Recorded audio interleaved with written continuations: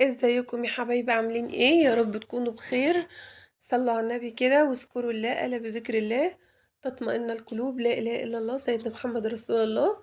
معانا بقى ايه؟ ده الفيديو التاني اللي انا قلت لكم عليه بتاع المطبخ، يعني الفينش بمعنى الاصح بتاع المطبخ. كنا عملنا البوتاجاز والغسالة الفيديو اللي قبل ده اللي لسه نازل امبارح، وقلت لكم هنزل لكم التاني الفينش بتاع المطبخ بقى، الفرش النهائي خالص. تمام.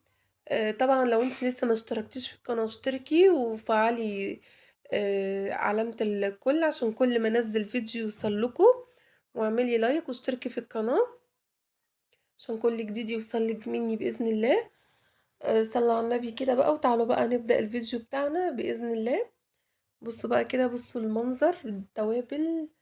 آه، طبعا البخار بتاع البوتاجاز منه جنب التوابل على طول، فبيطلع فبيعمل المنظر دون. طبعا احنا قلنا بقى نعمل كده روتين سريع في قلب المطبخ. القطعة اللي فوق دي اصلا قديمة اصلا قوي، فيعني اهو ماشي، بنمشي الحال وبنمسحها كده على السريع. طبعا انا لسه هجيب لهم مفارش بس مش متوفر عندي دلوقتي. قلت هبقى اجيب لهم مفارش بس مش مفارش بتاعة رمضان اللي هي العادية دي، هبقى اوريها لكم. طبعا انا ما كنتش هقدر اطلع على السلم، واصلا الوقت ده كنت تعبانة كمان وانا بعمل الفيديو دون. كنت بقول لاحمد حط الطبق كله ومفكر هيرصص الحاجة اللي في الطبق، فقلت له لا، ارفعه فوق خالص. اللي بستخدمه بحطه في القريب، واللي انا مش بستخدمه برفعه اخر دور. اه زي ما انتوا شايفين كده مسحنا وخلصنا. كنت بقول لاحمد نعمل رف رف عشان يعني ضرفة ضرفة عشان ايه، ما نكركبش الدنيا فوق دماغنا. انا حطيت الكبة جنب الشفشق دون لبني، وتحت الخلاط بالمطحنة بتاعته. ودي طبعا المكان اللي انا بحط فيه اللهم صل على النبي النواشف، زي البقوليات يعني والحاجات دي. طبعا الحمد لله يعني، والشكر لك يا رب، من ساعة ما الحاجة غليت والواحد ما بقاش يملى الظرف زي زمان. الحمد لله. دي طبعا بحط فيها الطبق الكبير البلاستيك ده، بحط فيه زي ربع عدس، ربع بتاع دون فاصوليا، ربع لوبيا كده، يعني بيلملي الحاجات اللي هي الايه، زي ما انتوا شايفين كده الصغيرة، بدل ما يبقى ايه كله ايه متنحكش يعني. وكان في باقي مكرونة دي ملح، 3 ملح، كنت جايباه عروض من كارفور، التلاتة كان ب11 جنيه، بس جميل قوي. فسايباه يعني الوقت عوزا، الحمد لله عندي ملح يعني. قلت بقى ايه، نمسك حتة صغيرة كده وندي لمعة بالزيت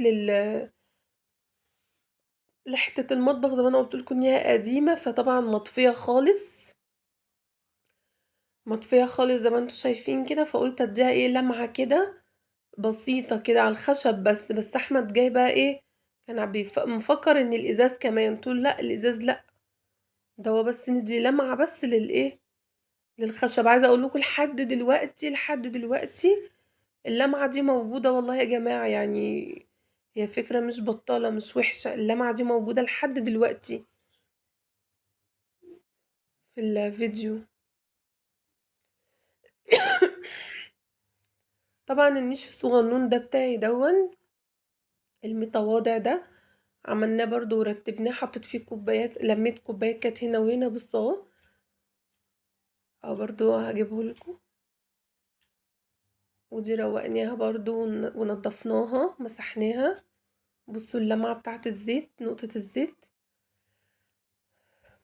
او برضو جمعت الكوبايات كلها، كانت في لستة، 3 في كرتونة و4 مش عارفة فين، فلما جمعتهم كلهم. ودي المكان اللي انا بستعمل منه دايما التوابل والحاجات دي. غيرت الحتة بتاعة المطبقية. طبعا كنا خلصنا وجعانين، ما عملناش اكل، ما باجي اعمل روتين جامد في حاجة في الشقة او في كده ما بنعملش اكل، فالحل ايه؟ هو البطاطس وحتة جبنة وخيارة والدنيا بتمشي. رنا بقى بتوريكم يعني الترتيب وكده. دول كان بواقي البطاطس.